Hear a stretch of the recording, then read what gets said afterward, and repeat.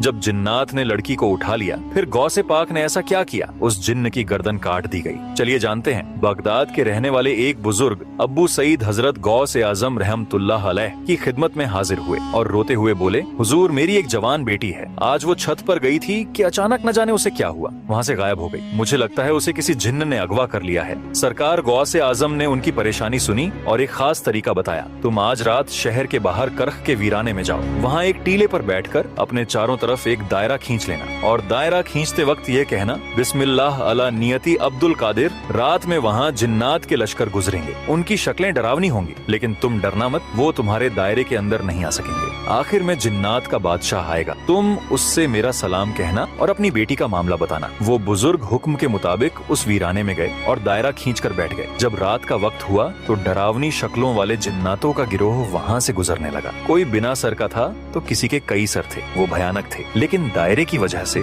कोई भी उस बुजुर्ग के पास नहीं आ सका। फिर कुछ देर बाद जिन्नात का बादशाह, जिसका नाम मीरस बताया जाता है, अपनी भारी लश्कर के साथ आया। बादशाह ने दायरे के बाहर रुककर उस बुजुर्ग से पूछा, ए इंसान तू कौन है? बुजुर्ग, मैं गौसे आजम का भेजा हुआ हूँ। गौसे पाक का नाम सुनते ही बादशाह ने सर झुका लिया और अदब से बुजुर्ग के सामने बैठ गया। उसके साथ पूरा लश्कर भी अदब से खड़ा हो गया और बोला, सरकार का क्या हुक्म है? बुजुर्ग बोले, मेरी बेटी को किसी जिन्न ने छत से अगवा कर लिया है। सरकार ने फरमाया है कि मेरी बेटी मुझे वापस दिला दी जाए। जिन्नात के बादशाह ने तुरंत अपने लश्कर में ऐलान करवाया, किसने इस शख्स की बेटी को उठाया है। थोड़ी ही देर में एक जिन्न को पकड़ कर लाया गया। वो एक चीनी जिन्न था और उसके पास ही वो लड़की थी। बादशाह को बहुत गुस्सा आया। उसने उस जिन्न से पूछा, तुझे पता नहीं कि यह बगदाद है और यहाँ गौसे आजम की हुकूमत चलती है, तूने यह जुर्रत कैसे की? उस जिन्न की गर्दन काट दी गई और लड़की को बाहिफाजत बुजुर्ग के हवाले कर दिया गया। सुभान अल्लाह, गौसे आजम का वो मर्तबा है जहाँ जिन्नात भी थर थर कांपते हैं। दोस्तों, अगर आप भी गौसे आजम के सच्चे दीवाने हैं तो दिल से लिखिए या गौसे आजम और लाइक सब्सक्राइब जरूर करें।